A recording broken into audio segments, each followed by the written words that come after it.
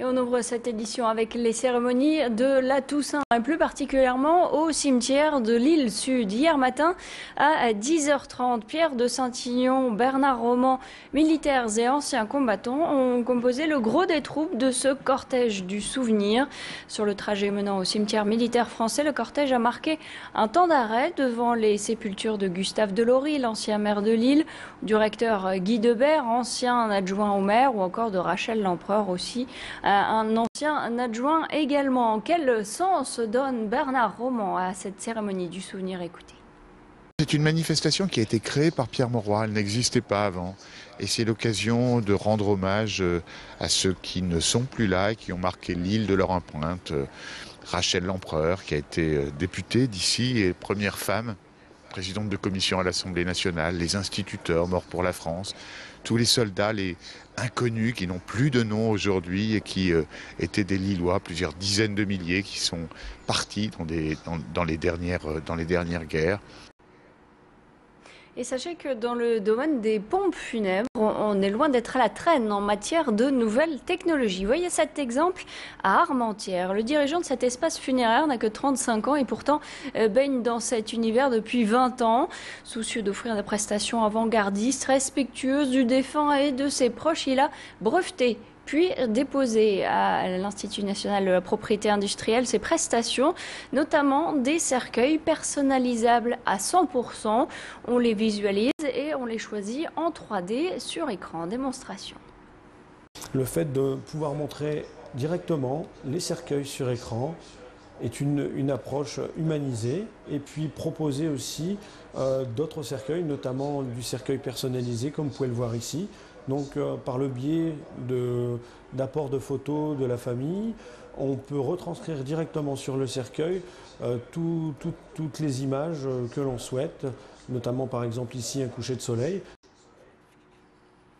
Aujourd'hui, mardi, on fait un point sur les conditions de circulation à la SNCF après de nombreuses journées, de nombreuses semaines de perturbations. Eh bien, aujourd'hui, le trafic est normal ce mardi. En ce mardi, eh bien, c'est une rentrée, retour de vacances de la Toussaint. C'est une rentrée un peu particulière qui attend les élèves du collège Albert Schweitzer à la Bassée, puisqu'ils vont prendre possession d'un nouveau bâtiment, tout nouveau bâtiment de haute qualité environnementale. Autrement dit HQE, l'ancien bâtiment était devenu trop exigu et puis surtout trop ancien. Donc on aura l'occasion sur Grand Lille TV de voir probablement le visage de ce nouveau collège.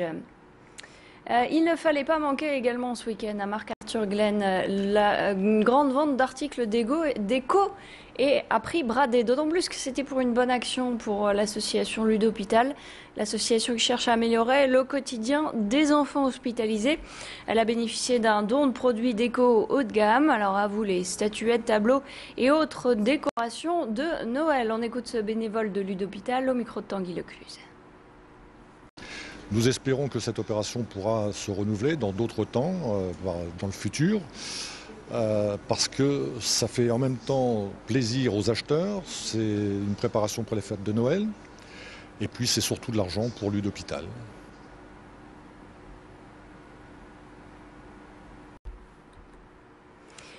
Pour visiter une grande métropole française, rien de tel que la plus populaire de nos véhicules, la 2 chevaux. Exit les calèches ici, les chevaux sont sous le capot pour une balade exclusive de 30 à 90 minutes selon la formule choisie.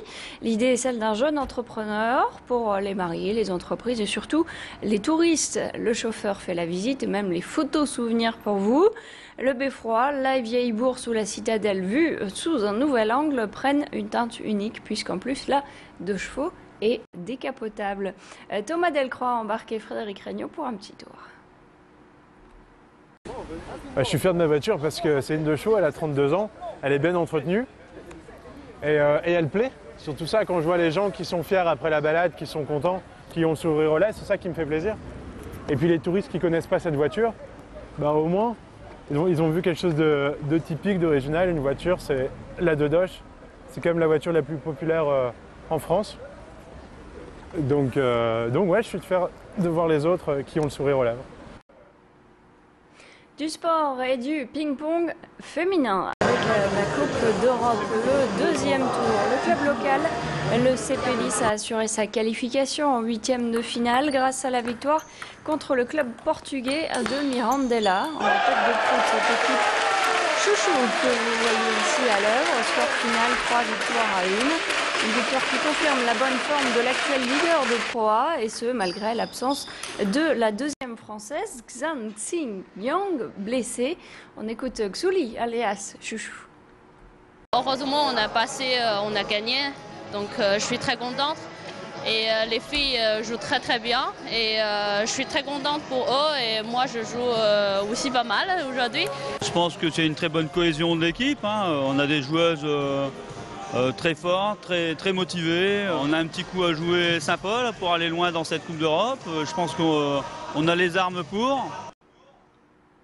Il est 7h06, c'est la fin de ce flash. Merci de l'avoir suivi. On se retrouve dans quelques instants pour la météo et l'infotrafic. Retour de l'information locale, ce sera à 7h15 précise. Restez avec nous.